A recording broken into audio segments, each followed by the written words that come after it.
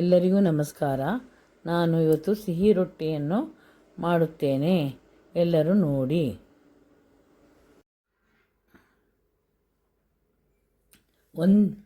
ಒಂದು K G ಬೆಲ್ಲನ ಒಂದು ಪಾತ್ರೆಯಲ್ಲಿ 1 ಕೆ ಜಿ ಬೆಲ್ಲನ ಕುಟ್ಟಿ ಹಾಕಬೇಕು. ಹಾಕಿ 1 ಲೋಟ ನೀರನ್ನು ಹಾಕಬೇಕು. ಹಾಕಿ ಬೆಲ್ಲ ಕರಗಕ್ಕೆ ಪಾತ್ರೆಯನ್ನು ಸ್ಟವ್ ಮೇಲೆ ಇಟ್ಟು ಬೆಲ್ಲ ಸ್ವಲ್ಪ ಕರಗಿದ ಮೇಲೆ 1 ಎಳೆ ಪಾಕ ತೆಗಿಬೇಕು. ಒಂದು ಬೇಸಿನ್ ತಗೊಂಡು 1.5 ಕೆ ಜಿ ಗೋಧಿ ಹಿಟ್ಟು, 1/4 ಕೆ ಜಿ ಮೈದಾ ಹಿಟ್ಟು, 100 ಗ್ರಾಮ್ ಚಿರೋಟಿ ರವೆ ಹಾಕಿ ಕಲಿಸಬೇಕು. ಗೋಧಿಯನ್ನು ನಾನು ಒಣಗಿಸಿ ಮಿಷಿನಲ್ಲಿ ಬೀಸಿದ್ದೀನಿ. ಅಂಗಡಿ ಗೋಧಿ ಹಿಟ್ಟು ನಾನು ತೊಗೊಂಡಿಲ್ಲ. ನೀವು ಮನೆಯಲ್ಲಿರೋ ಗೋಧಿ ಹಿಟ್ಟು ಯೂಸ್ ಮಾಡ್ಬೋದು. ಚಿರೋಟಿ ರವೆ 100 ಗ್ರಾಮ್ ಹಾಕಿದ್ರೆ ಸಾಕು. 4 ಕೆ ಜಿ 4 ಹೋಳು ಕೊಬ್ಬರಿನ ಸಿಪ್ಪೆ ತೆಗೆದು ತುರಿದ್ಬಿಟ್ಟು ಹಾಕಬೇಕು. ಕೊಬ್ಬರಿನ ಎಲ್ಲ ಮಿಕ್ಸ್ ಮಾಡಬೇಕು. ಕೊಬ್ಬರಿ ಹಿಟ್ಟು ಎಲ್ಲ ಮಿಕ್ಸ್ ಮಾಡಬೇಕು.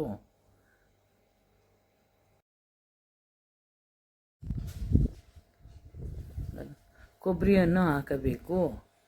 ಕೊಬ್ಬರಿ ಹಾಕಿದ್ಮೇಲೆ ಡ್ರೈ ಫ್ರೂಟ್ಸ್ ಎಲ್ಲ ಹಾಕಿ ಖರ್ಜೂರ,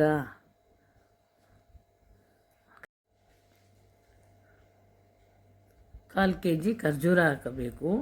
ಗೋಡಂಬಿ 200 ಗ್ರಾಮು ಹಾಕಬೇಕು.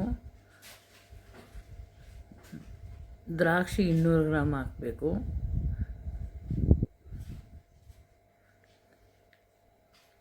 ಏಲಕ್ಕಿ 8 ಏಲಕ್ಕಿ ಹಾಕಬೇಕು. ಗಸಗಸೆ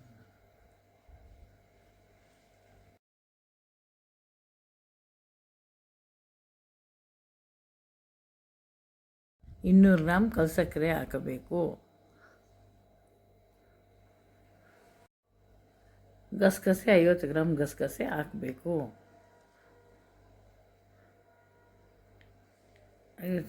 ಎಲ್ಲ ಮಿಕ್ಸ್ ಮಾಡ್ಕೋಬೇಕು.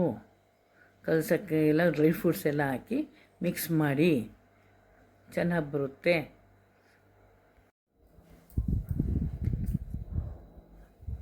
ಇದು ಡ್ರೈ ಫ್ರೂಟ್ಸು ಎಲ್ಲ ಆರೋಗ್ಯಕ್ಕೆ ಒಳ್ಳೆಯದು. ಎಲ್ಲ ಮಿಕ್ಸ್ ಮಾಡಿ 1 ಲೋಟ ಹಾಲು ಹಾಕಿ ಚೆನ್ನಾಗಿ ಮಿಕ್ಸ್ ಮಾಡಿ ಆಮೇಲೆ ಇದು 40 ವರ್ಷದಿಂದ ನಾನು ಮಾಡ್ಕೊಂಬಂದಿದ್ದೀನಿ. ತುಂಬ ಆರೋಗ್ಯಕ್ಕೆಲ್ಲ ಒಳ್ಳೆಯದು.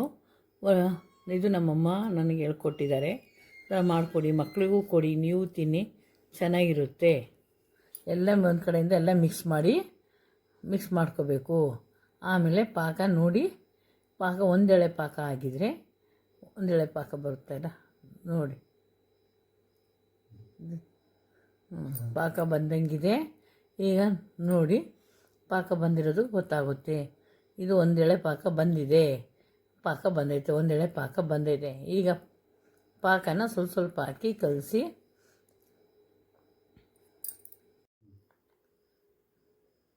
ಬೆಲ್ಲನ ಪಾಕ ಬಂದಿದೆ. ಸ್ವಲ್ಪ ಹಾಕಿ ಎಲ್ಲ ಕಲಸಿ ಚಪಾತಿ ಹದಕ್ಕೆ ಮಾಡಿ ರೆಡಿ ಮಾಡ್ಕೋಬೇಕು.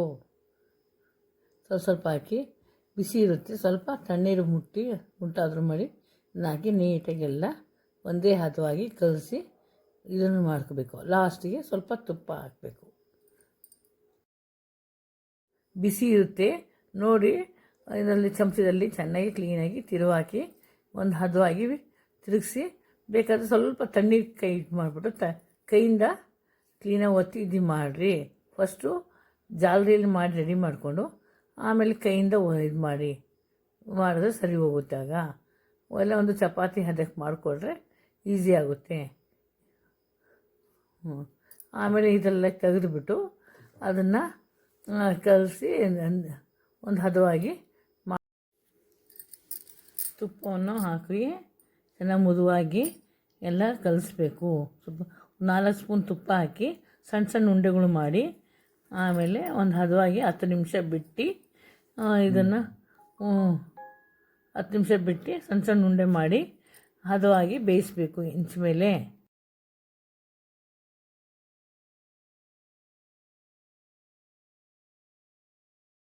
10 ನಿಮಿಷ ನೆನೆಸಿದ ಮೇಲೆ ಸಣ್ಣ ಸಣ್ಣ ಉಂಡೆ ಮಾಡಿ ಈ ಥರ ಡಿಸೈನ್ ಇದ್ದಾರೆ ಆ ಡಿಸೈನಲ್ಲಿ ಅದರಲ್ಲೂ ಮಾಡ್ಬೋದು. ಇಲ್ಲದಿದ್ದರೆ ಮನೆಯಲ್ಲಿ ಲಟ್ಟಣಿಗೆ ತೊಗೊಂಡು ಮನೇಲಿ ತೊಗೊಂಡು ಅದನ್ನು ಲಟ್ಟಿಸ್ಬೇಕು. ಲಟ್ಟಿಸಿ ಇದನ್ನು ಮೆತ್ತಿಗೆ ಲಟ್ಟಿಸ್ಬೇಕು. ಜೋರಾಗಿ ಲಟ್ಟಿಸಿದ್ರೆ ಡಿಸೈನ್ ಬರಲ್ಲ. ಹದವಾಗಿ ಮಾಡಬೇಕು. ನೋಡಿ ಈಗ ಡಿಸೈನ್ ಬಂತು. ಈ ಥರ ಇರಬೇಕು.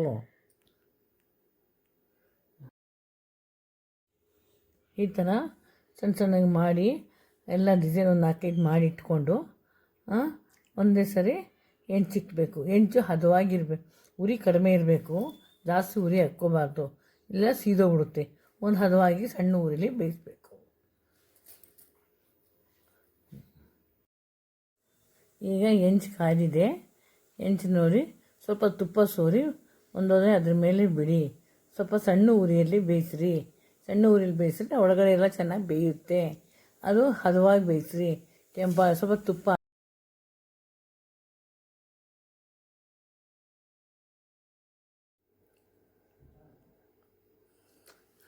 ಅದ್ರ ಮೇಲೆ ಸ್ವಲ್ಪ ಹಾಕಿ ಹದವಾಗಿ ಬೇಯಿಸ್ರಿ. ಸ್ವಲ್ಪ ಟೈಮ್ ಹಿಡಿಯುತ್ತೆ. ಸಣ್ಣ ಉರಿಯಲ್ಲಿ ಬೇಯಿಸಿ ಒಳಗಡೆ ಎಲ್ಲ ಬೇಯಬೇಕಲ್ಲ, ಅದಕ್ಕೋಸ್ಕರ ಚೆನ್ನಾಗಿ ನುಣ್ಣಗೆ ಬೇಯಿಸ್ರಿ. ಸ್ವಲ್ಪ ತುಪ್ಪನ ಹಾಕ್ರಿ. ತುಪ್ಪ ಹಾಕಿದ್ರೆ ಚೆನ್ನಾಗಿ ಸ್ಮೂತಾಗಿರುತ್ತೆ.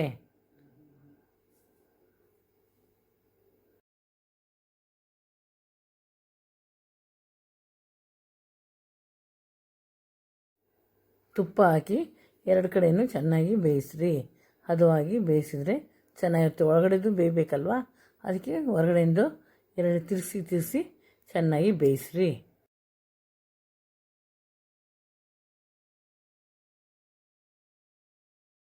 ಈ ಐಟಮ್ಗೆ ತುಪ್ಪ ಜಾಸ್ತಿ ಬೇಕಾಗುತ್ತೆ. ಕಲಸೋಕ್ಕೂ ಬೇಕು, ಬೇಯಿಸೋಕ್ಕೂ ಬೇಕು. ಹದವಾಗಿದ್ದರೆ ಸ್ಮೂತಾಗಿ ಬರುತ್ತೆ, ಚೆನ್ನಾಗಿರುತ್ತೆ.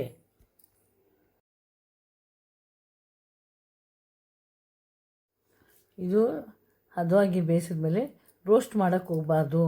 ರೋಸ್ಟ್ ಮಾಡಿದ್ರೆ ಚೆನ್ನಾಗಿರಲ್ಲ, ಗಟ್ಟಿ ಬಂದುಬಿಡುತ್ತೆ, ಸ್ಮೂತಾಗಿರಲ್ಲ. ಅದಕ್ಕೆ ಕಡಿಮೆ ಉರಿಲಿ ಸ್ಮೂತಾಗಿ ತಿರುಗಿಸ್ಬೇಕು.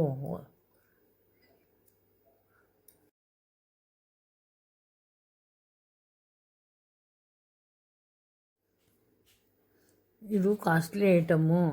ತುಪ್ಪನೂ ಜಾಸ್ತಿ ಬೇಕು, ಡ್ರೈ ಫ್ರೂಟ್ಸು ಚೆನ್ನಾಗಿರುತ್ತೆ.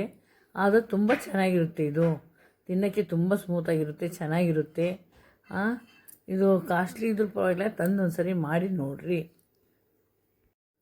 ಈ ಥರ 2-3 ಹಾಕಿ ಬೇಯಿಸ್ಕೋಬೋದು. ಸಣ್ಣ ಊರಲ್ಲಿ ಒಂದು ಕಡೆಯಿಂದ ಹಾಕ್ತಿದ್ರು ಒಂದು ಕಡೆ ತೆಗೆದು ಹಾಕಿ ಚೆನ್ನಾಗಿ ಹಾಕಿ ಮಾಡ್ಬೋದು. ಇದೆಲ್ಲ ಎಲ್ಲರೂ ತಿನ್ಬೋದು. ನಮ್ಮ ಮಕ್ಳಿಗೂ ತುಂಬ ಇಷ್ಟ. 15 ದಿನ ಆದರೂ ಇದು ಕೆಡೋದಿಲ್ಲ. ಮಾಡಿ ಎಲ್ಲರಿಗೂ ಕೊಡಿ, ತುಂಬ ಚೆನ್ನಾಗಿರುತ್ತೆ. ನೋಡಿ ಈ ಥರ ಮಾಡ್ಕೊಂಡು ತಿನ್ನಿರಿ, ಚೆನ್ನಾಗಿರುತ್ತೆ.